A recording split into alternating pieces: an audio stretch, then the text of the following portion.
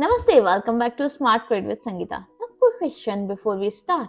What's the most suspicious pattern you have found in a bank statement? Share in the comment below. Now, today we are diving deep into bank statement analysis. I have reviewed thousands of statements, and I can tell you the statement reveals the truth that financials can hide. Now, a beautiful P&L can show you the profit, but the bank statement it shows you the reality. In the next few minutes, I will show you the 7 critical red flags that predicts your potential NPAs and how to cross verify with GST and how to score account conduct professionally. This is the knowledge packed video. So let's get started and stay till the end. Okay, here's why this matters. As a credit officer, we see perfect financials, healthy CMA ratios, consistent GST, and even good field visits are very good, and we are almost ready to sanction. Then we go during analyzing their bank statement, we see multiple check bounces, cash deposit of exactly same amount every week and sometimes every day, and just below reporting threshold. Now transfers to related parties. The statement reveals the borrower is already struggling. This might be possibly he might be possibly evading the taxes or maybe diverting the funds. Now, this loan can always be NPA in next 6 months. So, the bank statement can save us, right? Always remember that financials can be manipulated, but banking conduct over 12 months almost impossible to fake. Now, let's learn how to read it. Okay, we will cover these 3 areas: 7 critical red flags, okay, cross verification with GST, and a simple scoring system. You can use it immediately, correct? Now let's jump into the red flags. Now these patterns almost always predict the problems. I will show you one by one. Let's go with the red flag number 1, frequent check returns. Now this is the extremely serious, you know that. Occasional bounces happen, but maybe once in 6 months. But if you see 2 to 3 bounces per month, chronic cash shortage indicates that. Now look at whom checks are bouncing, maybe suppliers. That means they can't buy the raw materials. There might be the operational problem in the business. Sometimes statutory payment bouncing, that is a legal risk. And if loan EMIs are bouncing, then they are already defaulting on existing debt, right? Now let's understand March.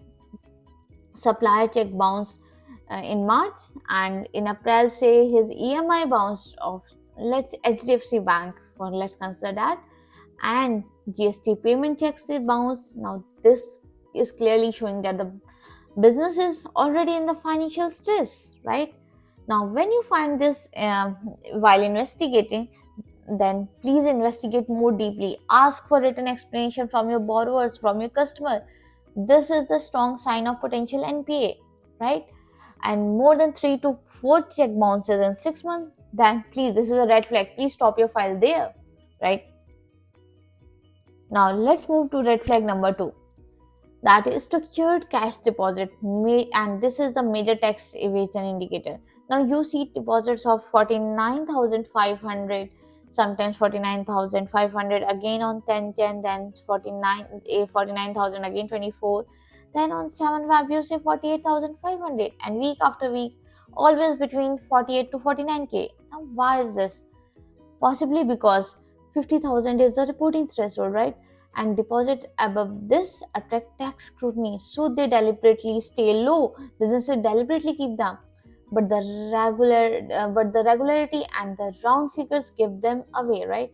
Genuine cash sales vary. They can be sometimes 32,000, sometimes only 10,000, and sometimes maybe 1 lakh, right? Now the structured deposits is the suspicion you need to look for it. Now this tells you that, one, that they are generating say unrecorded cash. Number 2, possibly they are deliberately evading the taxes. Number 3, maybe they are GST returns are likely understate the sales, right? And 4th, their character is questionable, right? Now always cross check with GST, are these deposits actually recorded as sales or usually not? Major red flags for both tax evasion and unreliable data, right? Okay, let's move to Red flag number 3, salary credit mismatch. Excellent truth verification tool, right? Borrower claims that he has 25 employees at say 20,000 as average salary. Now that's around 5 lakhs monthly, correct? Now, but their statement shows only 1.5 lakhs is going out as salary. Now, there can be three possibilities. Let's say, number one, they are lying about their employee strength. They don't have 25 employees. Number two, mm, that they are paying cash to avoid maybe PFESI illegally, right? This create legal liability, right? Number three, they are faking the employees on paper just to inflate the expenses, right? Now, how you can verify? Always look for regular salary patterns, entries on from 1st to 10th, or maybe from 25th to 30th, right? You should add up to their claimed amount, cross check with their PF challans. That's very easy, right? Salary mismatch means either they are claiming false, or maybe they are invading the tax. Now either way their information is unreliable, and if they lie about their basic employee numbers, what else are they lying about, correct? Now let's move to red flag number 4, excessive overdraft uses. Now if they have existing cash credit or say overdraft limit, this can reveal you a lot, right? Healthy uses, then their limit will fluctuate, sometimes 40%, someday maybe 85%. On an average their limits is between 60 to 70%, right? These are natural business cycle. Now for unhealthy businesses, their limit is always maxed out, that is 98 to 100% always. Then it never comes down permanently, they are borrowing maximum. Now this means that there is a chronic cash shortage, no buffer. Entirely they are dependent on that overdraft to survive. Now give them more credit, they will exhaust it immediately. So the fundamental problem is their inadequate cash generation. This always will remain whether you give them 10 cr, maybe 100 cr. So always check for over limit charges, right? Means they have exceeded the sanction limit. Just control F in the statement and you can check that, right? Serious conduct issue, this displays that. Always calculate their average utilization per month. In our bank we had an average utilization report, maybe in your bank also you have. If you have not, then please calculate it manually.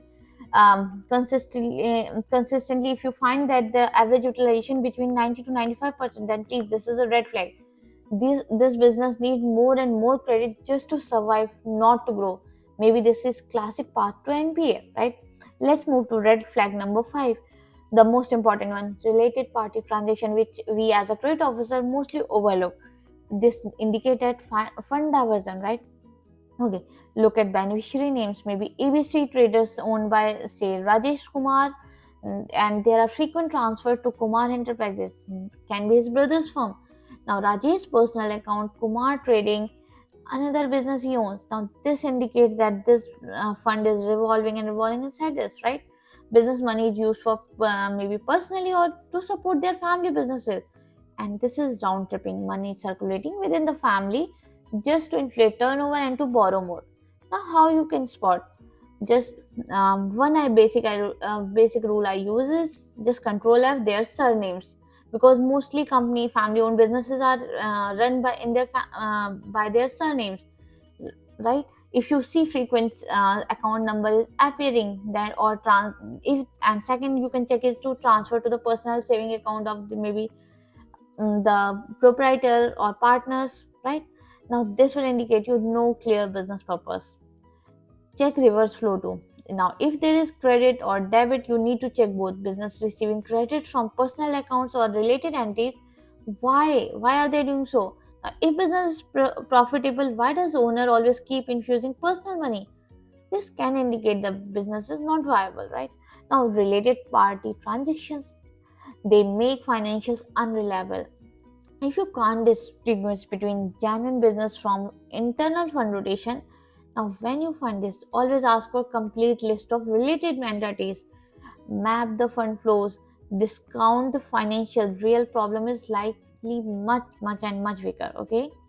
Now let's move to red flag number 6, that is circular transaction, that is money rotating just to create a fake turnover. You have seen this many times in your day-to-day business. You get the files, right? You see on day one, the customer received credit of 10 lakhs from say XYZ Limited. These are sale proceeds. Now on day 3, this 10 lakh is again debited and gone to XYZ just to show the purchase payment. How can it be possible, right? Same entity is both customer and supplier, same amounts. This repeat weeks after week. Now this is called circulation to inflate turnover. There is no actual goods moving, just paper transactions to appear more creditworthy and get higher limits from the banks. Now how can you catch? Just list all parties sending money or list all receiving. Now compare them, same names on both sides. Then please investigate, same amounts, too coincidental, right? Now quick round trips within days, coordination, ask for their purchase order, invoice, delivery challans. Genuine business have documentation, circular transactions, fake or missing documents also possible, right? Now circular transactions, these um, invalidate the turnover figures. Analyze the nature of transaction, not just add them. Oh, this party has 10 cr turnover, we can give them 1 cr limit. No, please don't do that. Just find the circular transactions. Okay, now let's move to red flag number 7, the declining balance trend. This shows business direction. Now calculate average balance for each month, plot month by month. If healthy, then the fluctuation will be stable, but it will be around say 2.5 lakh to 3.5 lakh range. This you can say that this is a normal business cycle. Now for unhealthy, for month January 5 lakh, February 4.2, March 3.5, April 2.8, and May again 2 lakh. Every month it's decreasing, right? This means business is losing money. More is going out than it's coming in. Now it's reverse depleting, shows bleeding. Now why sales declining, cost rising, customers not paying, and say operational losses. Now whatever is the reason, your business is distressed, heading towards failure. Now giving loan to just declining trend, likelihood of repayment is very low. Correct? They are already struggling with their current operation, and this debt will accelerate their decline. That is will be the best to say. Always ask borrowers explanation what is causing your decline in the sales. Maybe it is temporary or is it structural. Their turnaround plan. This is much more important, because without satisfactory answer, declining price is equal to strong reason for rejection, right? Now the trend is your friend. Upward and stable means you are confident, and if downward, then that's a major red flag. Okay, bank statement. These does not exist alone. You need to cross verify with the GST. That is the most powerful, right? Powerful. Now, how here's exactly you can do that. Now, step number 1: take total credit for month. Say April, all money coming in. Let's say it's around 50 lakhs. Now this should match with GSTR1 for April sales reported, right? Say if GSTR1 is 30 lakhs, here you have 50 and here you have 30. Now this is a mismatch, since 20 lakhs difference is there. Now either it's the non-business income, or maybe possibilities it can be loan, capital, asset sale. Just ask for the proof. Or they are receiving say 50 lakh sales, but they are reporting only 30 lakh to GST. That means they are evading the taxes. Now this actual turnover is higher than the disclosed one. Now let's go to step number 2, transaction level matching. Now large credit, say on April 15 is 5 lakhs from XYZ. Okay, now check GSTR1 in their invoice to XYZ. Now if you see 5 lakhs in April, if it matches, good. If not, then why is XYZ sending 5 lakhs? Step number 3, GST liability. Now check for cash deposits. See 8 lakhs cash deposit in bank statement. Check their GST. Are these actually recorded as sales? Now, if not, then cash sales are easiest to hide, right? Step number 4 is step number 4, GST payment verification. GST 3B shows you 2 lakhs GST liability for a month. Now check their bank statement. Did they actually pay for 2 lakhs to government? If liability shows more but there is no payment in the bank, then they are filing returns but they are not paying the taxes. So legal violation indicates their cash shortage, correct? Now why this works? Now GST data is harder to manipulate. Filled with these are filed with the government, matched across buyers and suppliers, right? Now if bank and GST don't match, then someone is actually lying. So always cross verify. Okay.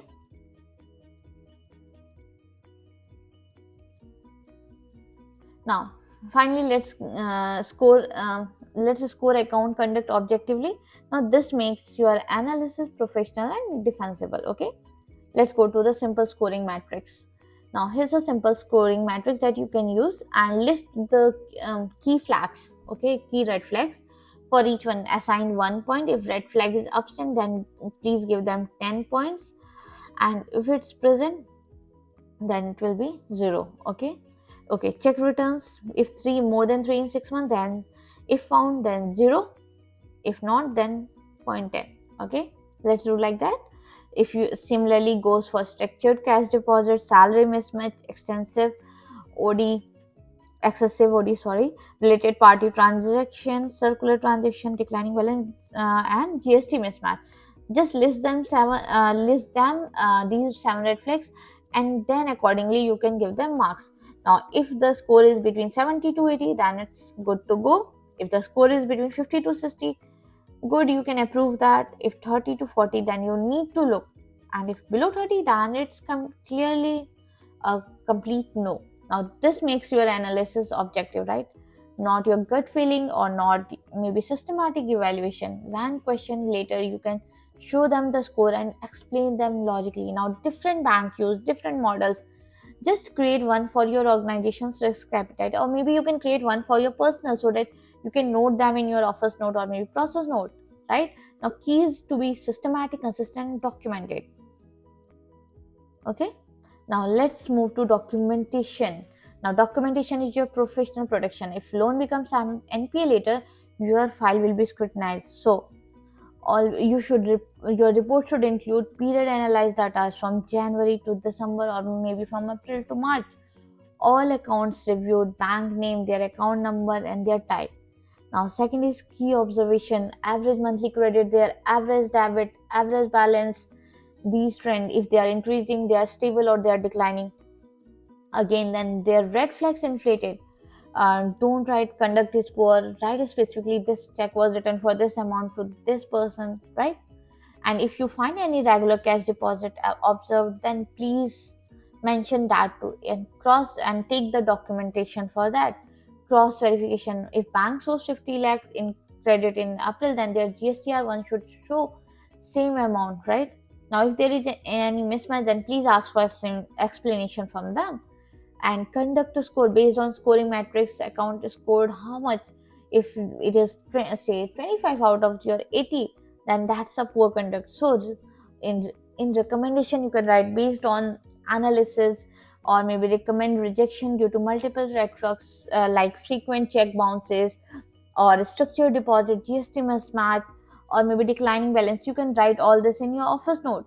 You have already have documentation that will be the proof you did your proper due diligence. Now if you did not have document, or maybe loan defaults, you will be held responsible. So write it in detail with the documentation. Okay, now here's your complete checklist. Please take the screenshot of this. Before analysis, get your 12 months of statement from all accounts of all banks, and try to have the PDF statement from the portal, not just Excel one. Now during analysis, systematically check all 7 red flags: your check return, structure deposit, salary mismatch, excessive overdraft, right? Always cross verify, match with GST details, and always document your score, your detailed report with specifics, and give your clear recommendation. Now key principle is number 1: the bank statement is the truth serum of your credit analysis, right? When financial and statement conflict, trust the statement always. And 12 months of bank account cannot lie. One can fake for month 1 2, but number 3, for 12 months they can't fake it, so everything else can manipulate it, but their banking conduct cannot hide it. Use it clearly well. Okay, before you go, I want to know what's the most shocking red flag you have discovered in today's video. Now, share your story in the comments. Your experience will help our entire community of credit officer and bankers to learn, to help them learn and grow them. Now, if you find this detailed and valuable, please hit the like button and subscribe to Smart Credit with Sangeeta for more practical credit analysis. Right? Thank you for watching this entire session. Bank statement analysis is too important to cover specifically for the credit officer. Now, your thoroughness today can prevent your NPS tomorrow. Please keep analyzing smartly, and I will see you in the next video. Take care.